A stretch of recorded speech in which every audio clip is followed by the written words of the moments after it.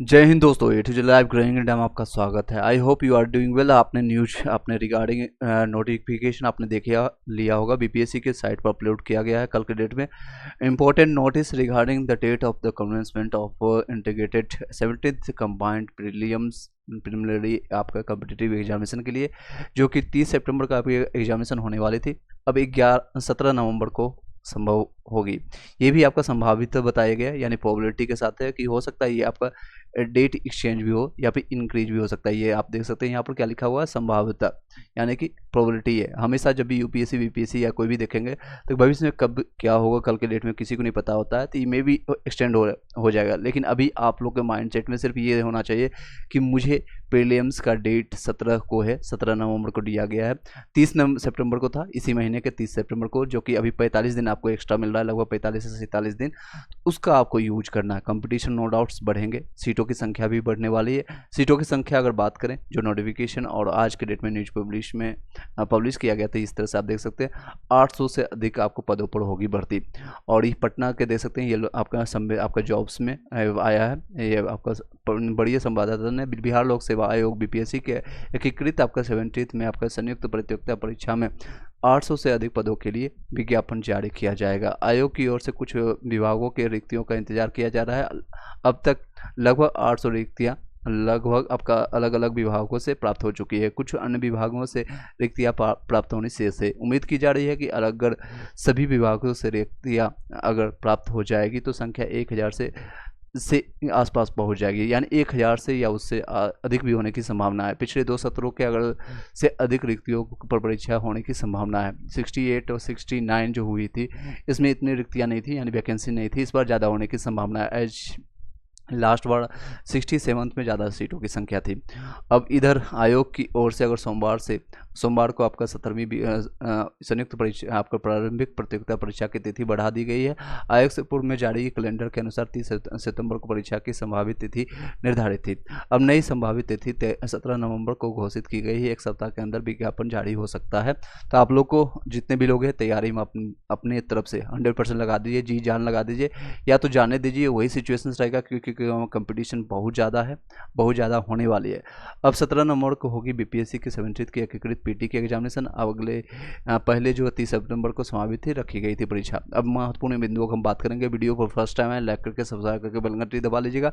अब हम बातें करेंगे क्या आपका रणनीति होना चाहिए 70 डेज। अभी से अगर आप आज से भी कैलकुलेट करेंगे, ऑलमोस्ट 70 से 73 74 डेज है। 3 से 4 दिन आपका आने जाने में लग जाएगा, इसलिए आप 70 डेज का ही आप मान के प्लानिंग करके आप लोग प्रिपरेशन स्टार्ट कर सकते हैं। अभी 70 डेज किस तरह का आपको प्रायोरिटी देना है, तो सबसे पहले आपका सिलेबस उठाइए या सिलेबस उठा करके देखिए किस टॉपिक से कितने, और प्रीवियस ईयर क्वेश्चन पेपर, ये दोनों आपका एक आईना होता है जिस भी लक्ष्य को प्राप्त करना है, इसका आप मापदंड होता है। इसमें आपको पीटी में खासकर पीटी की जो है लगभग 6 से 7-8 लाख एप्लीकेंट होंगे, इस बार और ज़्यादा संख्या होने वाली है।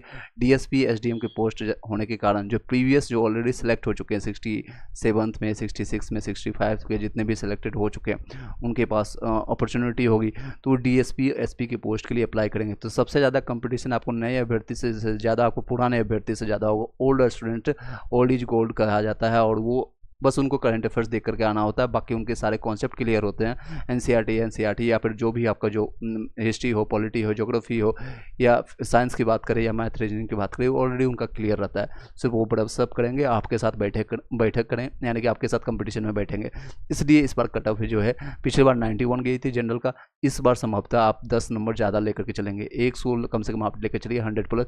अब डिपेंड करेगा इस पर भी कि क्वेश्चन लेवल कैसा है। हालांकि ये बताई जा रही है इस पर पीटू की जो है आपका 2 पालियों की संख्या ज़्यादा होने का कारण, एप्लीकेंट ज़्यादा होने के कारण अभ्यर्थी ज़्यादा हो जाएंगे, इसलिए आपका 2 पालियों में एग्जामिनेशन होगी, और परसेंटाइल बेसिस पर या नॉर्मलाइजेशन बेसिस पर इसका इवोल्यूशन होगा। इसमें आप लोग को नुकसान होगा, स्टूडेंट को नुकसान इस तरह से होता है कि नॉर्मलाइजेशन किसी को फर्स्ट शिफ्ट में हुआ, किसी को सेकेंड शिफ्ट में, या फिर दूसरे दिन एग्जामिनेशन होने के कारण किसी को फ़ायदा होता है, किसी को नुकसान होता है। इसलिए कोशिश कीजिएगा जितने भी लोग अभी डिमांड अपने बीपीएससी आयोग को या भी अपने जो बातें हैं सोशल माध्यम से, ट्विटर से या फिर आपके एक्स माध्यम से या फिर यूट्यूब के माध्यम से या जो भी पटना में वहाँ पर हैं, वो अपनी बातें वहाँ पर रखें ताकि एक ही पालियों में लेने की कोशिश करें। बिहार के पास इतनी कैपेसिटी है, इतनी सरकारी स्कूल्स हैं, इतने लोग हैं कि वो एक पाली में एग्जामिनेशन कंडक्ट करवा सकते हैं। चलिए एक ये बातें रहें ताकि आप लोग को साथ नाइंसाफ़ी न हो। पहली चीज़ है निगेटिव मार्किंग है, 150 नंबर का क्वेश्चन आता है पीटी का। अगर बात करें और 70 दिन के क्या प्लानिंग है, अब उस पर बातें करते हैं। 5 से 6 मिनट बातें करेंगे, आप जरूर लास्ट तक देखिएगा। बेनिफिट होगा, कुछ ना कुछ आपको बेनिफिट होगा जो कि आज तक आपको किसी ने नहीं बताया होगा, शायद आपको यहाँ से बेनिफिट होगा। सबसे पहले आपको देखना है PYQ, आपको ट्रेंड देखना है। आपको ये नहीं पीटी में आपको 150 में से 150 नंबर ले आए, टॉपर कर गए तो आपको कुछ भारत रत्न या फिर कुछ भी आपको प्राप्त होगा। बस आपको ये क्वालिफाइंग नेचर है तो आपको पास करना है, बट इतना भी नहीं करना है कि आपको मिनिमम क्वालिफाइंग मार्क्स से आपका कम आ जाए। जो आपको 91 रखा गया था, मान लीजिए जनरल का UR के लिए आप फाइट कर रहे हैं, EWS के लिए आपको 86 के आसपास गया था मेल के लिए, आप उस जिस भी कैटेगरी में है उसको मिनिमम क्वालिफाइंग मार्क्स को आप उससे 4 से 5 नंबर अभी से ज़्यादा टारगेट लेके चलिएगा। मान लीजिए UR के लिए मेल के लिए आप फाइट कर रहे हैं तो कम से कम आप 100 का टारगेट लीजिए। अब 2 से 4 क्वेश्चन अगर गलत भी होता है तो भी आप चलेगा। अब अटेम्प्ट कितना करना है, तो जनरल वाले जितने भी लोग हैं कम से कम 130 का टारगेट रखिए, 130 अटेम्प्ट करना है, इससे ज़्यादा नहीं करना है और इससे कम भी 120 से भी कम नहीं करना है। अगर आप ज़्यादा निगेटिव करते हैं, प्रैक्टिस सेट लगाते हैं और आपका निगेटिव ज़्यादा हो रहा है तो आप ज़्यादा अटेम्प्ट ले सकते हैं। अदरवाइज अगर आपका सटीक है, एनालिसिस करने के बाद आपकी एक्यूरेसी अच्छी है, एक्यूरेसी उसको कहते हैं यानी जो आप 10 क्वेश्चन में 8 क्वेश्चन या फिर 9 क्वेश्चन 10 क्वेश्चन आप सही कर पाते हैं, उसको एक्यूरेसी कहते हैं। उसी तरह से आप 100 क्वेश्चन 150 क्वेश्चन करते हैं, देखिए आपके कितने नेगेटिव हुए, कितने आपके नेगेटिव हुए, कितने पॉजिटिव हुए। उस एक्यूरेसी के अनुसार अगर आपकी एक्यूरेसी अच्छी है तो 120 करके आप छोड़ सकते हैं, बाकी क्वेश्चन जो नहीं आता है उसको एलिमिनेट कर सकते हैं। अब बातें करते हैं PYQ घटना चक्र का ऑलरेडी मैं आप लोग को करवा रहा हूँ, उसको भी आप देख सकते हैं। ऑलरेडी मैंने कंप्लीट करवा दिया है, फिर भी इस बार फिर से स्टार्ट कर रहे हैं, उसको आप साथ ही साथ प्लेलिस्ट के साथ आप प्रैक्टिस कीजिए। सबसे पहले बेहतर है आपको प्रीवियस ईयर क्वेश्चन पेपर, आपको वो एक आईना देगा कि कितना आपको करना है, किस सब्जेक्ट में कितना ध्यान देना है। तो हिस्ट्री सबसे ज़्यादा इंपॉर्टेंट है, उसमें भी मॉडर्न हिस्ट्री, लगभग 20 क्वेश्चन आपको मॉडर्न हिस्ट्री से देखने को मिलेगा। एंशिएंट और मिडल से 3 से 4 5 क्वेश्चन रहते हैं, इसको आप छोड़ भी सकते हैं यानी लास्ट मोमेंट में देख सकते हैं, बट मॉडर्न को आप स्किप नहीं कर सकते हैं। तो इसमें आपको 20 क्वेश्चन आपको सिर्फ मॉडर्न हिस्ट्री, इस फोकस को इस पर आपको 10 दिन दे दीजिए टाइम, अभी से आप 10 दिन देना शुरू कीजिए। इसके चाहे स्पेक्ट्रम से लगाइए, स्पेक्ट्रम बुक से लगाइए, उसके जो मोस्ट इंपॉर्टेंट है लास्ट के 200 पेज वो जरूर देख के जाइए। उसके MCQ, उसके बाद MCQ से रिलेटेड आप NCERT के चाहे अरिहंत का हो या फिर आपने कहीं से लिया हो टेस्ट सीरीज, आपने कहीं भी, आप पटना है, दिल्ली है, मुखर्जी नगर है, कहीं से भी आपको 10-10 रुपये का फोटोकॉपी आपको मिल जाएगा, 10-20-30 रुपये का। वहाँ से जितने भी कोचिंग संस्थान हैं, किसी का भी नाम लिए मैं बता रहा हूँ, वहाँ से लीजिए। कम से कम 50 सेट आप इसका लगाइए। प्रैक्टिस सेट अभी स्टार्टिंग में है, स्टार्टिंग के 10 दिन इसको पहले आप थोड़ी पढ़िए, थ्योरी, उसके बाद 5 से 6 दिन इसमें 3 दिन प्रैक्टिस है, सिर्फ MCQ लगाना है, MCQ प्रैक्टिस करना है आपका। हिस्ट्री का बता दिए, अगले टॉपिक की बात करते हैं, बाकी इसको क्लीन कर देते हैं फिर आगे बढ़ाते हैं। चलिए दोस्तों नेक्स्ट टॉपिक की बात हम करें, चलिए दोस्तों नेक्स्ट टॉपिक की अगर बात करें तो आपका साइंस हिस्ट्री आपने स्पेक्ट्रम पढ़ी है और उसका MCQ लगाइए। घटना चक्र का MCQ ऑलरेडी कंप्लीट किया गया। इसके PDF को प्राप्त करने के लिए आप टेलीग्राम चैनल में जरूर ज्वाइन कर लीजिएगा, वहाँ पर से आपको मिल जाएगा। और कई ऐसे संस्थान हैं जहाँ से आप प्रैक्टिस कर सकते हैं, आपको XYG आप नाम पता होगा। अब साइंस की बात करें, साइंस में आपको सबसे ज़्यादा साइंस एंड टेक्निकल का आता है, टेक्निकल का 6 से 7 क्वेश्चन आता है, साइंस एंड टेक का क्वेश्चन 30 क्वेश्चन इससे लगता है, 25 से 30 क्वेश्चन, इसको नेगलेक्ट नहीं कर सकते हैं। 25 से 30 क्वेश्चन इसको नेगलेक्ट नहीं कर सकते, इसको आप कोशिश कीजिएगा। NCERT का 9th और 10th, ज़्यादा टाइम नहीं लगेगा, 9th और 10th इसको आप 7 से 8 दिन में, मैक्सिमम 8 डेज में थ्योरी कंप्लीट कीजिए। अगर जो इनिशियल लेवल से अभी भी स्टार्ट करेंगे, 8 से 10 दिन काफ़ी है इसके लिए। अगर आप ऑलरेडी आपने पढ़ चुके हैं, कई लोग ओल्ड स्टूडेंट होते हैं, ओल्ड स्टूडेंट जो कि कई 1 नंबर से 2 नंबर से आपका 67th में, 68 में, 69th में पास नहीं हुए, उन लोगों के लिए गोल्डन अपॉर्चुनिटी है, इसको आप ज़रूर देखिए। उसके बाद MCQ उठाइए अरिहंत का या फिर किसी का भी, जैसा कि आपको मैंने बताया, आपके किसी क्वेश्चन का संस्था के जो कि सब्जेक्ट वाइज टॉपिक वाइज दिया गया जो आप पढ़ते हैं उसका प्रैक्टिस लगाइए। या कई ऐसे यूट्यूबर हैं, या घटना चक्र का मैं भी कंप्लीट कराऊंगा या ऑलरेडी एक बार करवा चुके हैं, उस साइंस टॉपिक्स को इससे आप PYQ कंप्लीट करना है, प्लस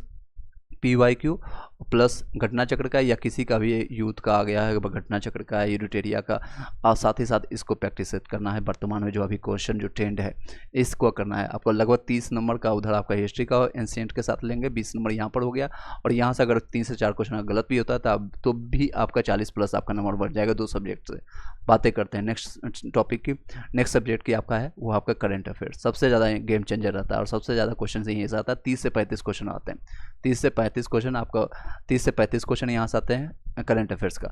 एक साल का कम से कम कोशिश कीजिए, एक साल का प्रीवियस ईयर से लेकर के, यानी लास्ट टाइम आपका 30 सितंबर को एग्जामिनेशन हुई थी, तो आप अक्टूबर से लेकर के अभी तक वर्तमान 1 नवंबर तक, यानी अक्टूबर से लेकर के अक्टूबर तक, या क्योंकि 17 नवंबर का आपका एग्जामिनेशन है, 1 नवंबर तक आप देख लीजिए। ऑलमोस्ट एक साल का क्वेश्चन आप लगा लीजिए कहीं से भी, विजन का, IAS का हो गया, एडिटोरिया हो गया, या फिर कोई मंथली मैगजीन हो गया, वहाँ से आप लगाइए। अब बिहार के परिप्रेक्ष्य में से 8 से 10 क्वेश्चन आते हैं, तो बिहार के परिप्रेक्ष्य से रिलेटेड यानी कि उसको कोरिलेट करके जरूर बनाइएगा। ये आपका गेम चेंजर होता है, गेम चेंजर। इसी में लड़के का या तो स्कोर करते हैं या PT पास होता है या फेल होता है। ये आपका अगर करंट अफेयर्स इसको आप तैयार करके रखेंगे, नो डाउट्स आपको मेंस में भी काम आएगा, हिस्ट्री में भी आपका ये मेंस में काम आएगा कुछ नंबर। चलिए आगे बातें करते हैं नेक्स्ट सब्जेक्ट की। और बस ये 4 सब्जेक्ट अगर आप कर लेते हैं, 4 सब्जेक्ट आपका PT जो है क्वालिफाई कर देगा। क्वालिफाइंग नेचर है, ज़्यादा आपको रिसर्च एंड डेवलपमेंट नहीं करना है, ज़्यादा आपको ध्यान नहीं देना है। वो आपका चौथा सब्जेक्ट आपका बिहार स्पेशल। बिहार स्पेशल को आप देखिए, बिहार स्पेशल, इससे आपको 20 से 25 क्वेश्चन रहता है। बिहार स्पेशल के लिए एडिटोरिया का बुक हो गया, या फिर इम्तियाज अहमद का बुक हो गया, या फिर आपका क्राउन बुक हो गया, या फिर लूसेंट का बुक हो गया। सबसे बेस्ट है आपका इम्तियाज अहमद का या फिर क्राउन का बुक है, क्राउन को बुक लीजिए। इसमें आप ऑलमोस्ट करंट अफेयर्स के लिए आप डेली दे सकते हैं। इसमें मैंने डेट नहीं डिसाइड किया है, अभी से लेकर के 70 दिन आप 1-1 घंटे 2-2 घंटे आप डेली दीजिए, इसलिए मैंने इसमें कोई डेट नहीं डिसाइडेड है कि 1 महीना कंप्लीट करना है। लास्ट के जो 17 दिन बचेगा 17 नवंबर का, यानी दिया गया है 1 से लेकर 15 नवंबर तक 16 को रेस्ट करना है। 1 से लेकर के 15 नवंबर को इसको आपको मतलब स्पीड बढ़ा देना है, यानी 2 टाइम्स कर देना है, 3 टाइम्स कर देना है, 3 घंटे 4 घंटे आपको करना है करंट अफेयर्स का। बिहार स्पेशल का क्या कर सकते हैं, इसमें आपको ज़्यादा समय नहीं देना है, आपको लगभग 8 से 10 दिन आपको देना पड़ेगा विद MCQ के साथ। इम्तियाज कोई भी एक बुक पढ़ लीजिए, क्राउन या इम्तियाज अहमद कोई भी एक बुक पढ़ लिए उठा करके, ये आपका काम कंप्लीट आपको मेंस में भी हेल्प करेगा। लेकिन अभी आपको प्रैक्टिस और MCQ PYQ ऑलरेडी मैंने घटना चक्र और एडिटोरिया का PYQ कंप्लीट किया, जो अभी तक आया 20 से 25 क्वेश्चन इससे आते हैं, यह ध्यान रखिएगा 20 से 25 क्वेश्चन। और ये फ्री के नंबर होते हैं, लिमिटेड सोर्सेज होता है, लिमिटेड टॉपिक है, लिमिटेड आपका स्रोत है, और ये लिमिटेड क्वेश्चन इससे बनने की चांसेस ज़्यादा नहीं होती है। वही आपका रहेगा मीर कासिम है, मुंगेर है, या फिर कहाँ ट्रांसफ़र किया गया है उसका, इसमें भी सबसे ज़्यादा प्रायोरिटी आपको हिस्ट्री से देना है, 10 से 12 क्वेश्चन आता है, उसका ज्योग्राफी से और पॉलिटी से, फिर और इकोनॉमिक्स से 2 से 4 क्वेश्चन होता है। तो ये 2 टॉपिक मस्ट है कि आपको करना ही करना, बिहार हिस्ट्री और बिहार ज्योग्राफी आपको करना ही करना। आपके लगभग आपके अगर यहाँ से मार्क्स कैलकुलेट करेंगे तो 40 नंबर आपका यहाँ से आ रहा था मिनिमम, और यहाँ से अगर आप 5-6 क्वेश्चन गलत भी करते तो 25 क्वेश्चन यहाँ से बन जाएंगे अगर आप डे बाई डे इस तरह से करेंगे तो। और यहाँ से 25 क्वेश्चन आते हैं, 18 क्वेश्चन कम से कम यहाँ से बन जाएंगे, 18 क्वेश्चन यहाँ से बन जाएंगे। कैलकुलेट करेंगे तो आपका कितना नंबर बन रहा है, 8 3 और यहाँ पर 6 8 83 के आसपास यहाँ पर बन रहा है। 83 नंबर आपका यहीं 2-4 सब्जेक्ट से आपको बन गया है। क्वालिफाइंग नेचर को आप पार करने के नज़दीक पहुँच चुके हैं। आपको बचे हुए 15 से 20 नंबर या 10 नंबर और भी ले आते हैं जनरल कैटेगरी के लिए, काफ़ी बेनिफिट होगा। और बाकी सब्जेक्ट जो बचे हुए हैं, बाकी सब्जेक्ट देख सकते हैं इस तरह से आपके बचे हुए हैं। आपका मैथ और रीजनिंग का जो कि ईजी पेपर रहता है, बहुत ज़्यादा लिमिटेड आपका सोर्सेज रहता है, यानी लिमिटेड टॉपिक है, percentage, average, profit and loss, discount, इससे क्वेश्चन आते हैं। आपका 3 से 4 क्वेश्चन मैथ करेंगे, 6 से 7 क्वेश्चन आपका रीजनिंग से रहते हैं। उसका सिर्फ और सिर्फ आपको एक सोर्स रखना है, वो आपको PYQ कोशिश कीजिएगा 10 में से 10 क्वेश्चन, इसमें 10 क्वेश्चन फिक्स रहता आता है, 10 में से कम आपका 10 नंबर सही होना चाहिए। अगर आप मैथ्स के बैकग्राउंड के नहीं है तो आप कम से कम 8 से 9 क्वेश्चन इसमें से सही आप करने की कोशिश कीजिएगा, 9 क्वेश्चन एटलीस्ट। जो मैथ से साइंस बैकग्राउंड से हैं उनको तो 10 में से 10 लाना आसान है, अदरवाइज जो सोशल या फिर इकोनॉमिक्स या दूसरे कोई बड़ा बैकग्राउंड से, कॉमर्स बैकग्राउंड से, तो आप 8 नंबर लाना आराम से ला सकते हैं। PYQ सिर्फ करना है, इसके लिए आप 5 से 6 दिन रख सकते हैं, 5 से 6 दिन आप इसके लिए रख सकते हैं, 5 से 6 दिन बहुत है इसके लिए।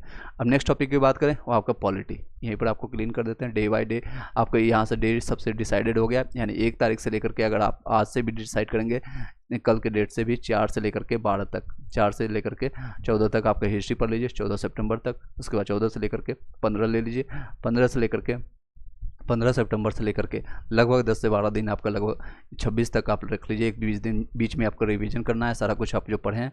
26 सितंबर तक आपका साइंस पढ़ लीजिए। उसके बाद आपका करंट अफेयर्स आपको डेली करना है, इसमें कोई डेट डिसाइडेड नहीं है। उसके बाद आपको 26 से लेकर के 27 से लेकर के 27 सितंबर से, इस बार सितंबर 30 का महीना है, 27 से लेकर के 10 अक्टूबर या फिर 7-8, इसमें 7-8 दिन का देना है टाइम, ज़्यादा नहीं समय देना है। लगभग 8 अक्टूबर तक आपका यहाँ तक देना है बिहार स्पेशल के लिए। मैथ रीजनिंग के लिए 5 दिन काफ़ी है आपका। 8 अक्टूबर से लेकर बीच बीच रिवीजन भी करते रहना, मैथमेटिक्स करते रहना है। 8 से लेकर के आप 15, ज़्यादा 7 दिन हम दे रहे हैं, 15 अक्टूबर तक आपका देख लीजिए मैथ्स के साथ। उसके बाद आपका सब्जेक्ट बनता है पॉलिटी। ये फ्री के नंबर होते हैं, ये भी फ्री के नंबर होता है, लिमिटेड सोर्सेज होता है। अब लक्ष्मीकांत पूरे बुक को नहीं पढ़ सकते हैं, अगर आप ऑलरेडी पढ़ चुके हैं तो उसको रिवाइज मानिए, जो टिक मार चुके हैं, नोट्स बना चुके हैं उसको कीजिए, और साथ साथ PYQ previous year question paper के कीजिए। 13 से 14 क्वेश्चन यहाँ से आते हैं, आप आराम से 7-8 क्वेश्चन यहाँ से कर जाएंगे। अगर कुछ भी नहीं करते हैं तो भी 7-8 क्वेश्चन यहाँ से बन जाएगी आपकी। टोटल नंबर आपका बन गया इतना सा, अगर आप कैलकुलेट करेंगे 83 आपका इधर से बना था, 83 आपका यहाँ से बन गया था, 83 मार्क्स। और यहाँ से अगर कैलकुलेट करेंगे तो अगर आप 8 ही मान लेते हैं, मैथ रीजनिंग में आपने किया 91, और यहाँ से आपका 8 ही क्वेश्चन आपने सही किया, ऑलमोस्ट 99 आपका PT क्लियर हो गया। इन सारे सब्जेक्ट के साथ आपका PT क्लियर हो गया। अभी आपका ज्योग्राफी बचा हुआ है, अभी आपका इकोनॉमिक्स बचा हुआ, अभी आपका इन्वायरमेंट साइंस बचा हुआ। अगर आप इसमें लड्डू बट्टा लड्डू भी ले आते हैं, यानी कुछ भी नहीं पढ़, आप कुछ ना कुछ तो तैयारी किए होंगे नो डाउट्स अभी तक। इसमें से 15 से 20 क्वेश्चन आते हैं, इसमें 10 क्वेश्चन आते हैं, इसमें से आपका 2 से 3 क्वेश्चन आता है।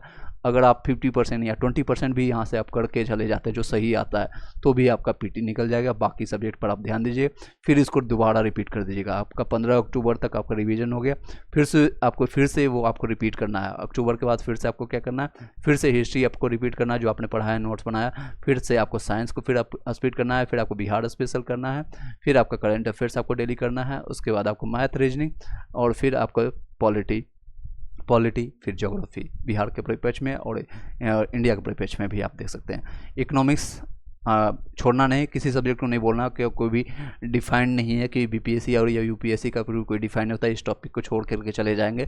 मैं किसी टॉपिक को छोड़ने के लिए नहीं कह रहा हूँ, बस इसको आप प्रायोरिटी दे सकते हैं। बाकी revision is the key of success. बाकी जितने भी समय बचता है प्रीवियस ईयर क्वेश्चन पेपर के साथ, PYQ के साथ साथ आप जितने नोट्स बनाए हैं, अभी तक आपने बनाया होगा 15 अक्टूबर से लेकर के, फिर आपको उसको रिवाइज कीजिए। 15 दिन में 3 दिन में आपको 3 दिन हिस्ट्री दे दीजिए, 3 दिन आपका साइंस का हो गया, 3 दिन बिहार स्पेशल हो गया, और 4 दिन आपका मैथ रीजनिंग का प्रैक्टिस फिर से कर दीजिए। पॉलिटी के लिए 2 दिन दे दीजिए, 2 दिन यानी कि 6 से 7 घंटा आप दे सकते हैं। अगर आप वर्किंग आवर में अगर कोई लोग जॉब कर रहे हैं या फिर कहीं आप इंडगल हैं, तो आप 4 से 5 घंटा भी अगर आप देंगे तो काफ़ी है। 4 से 5 घंटा, 4 से 5 आवर बहुत है वर्किंग आवर वालों के लिए, क्योंकि वो 4-5 घंटे बिना मोबाइल का, बिना कोई डिस्टर्बेंस के देते हैं तो संभव है। अदरवाइज कोई इशू नहीं है, कोई दिक्कतें नहीं। आपको फिर से तैयारी करना पड़ेगा। 70 BPSC 71 BPSC के लिए अभी लगना पड़ेगा।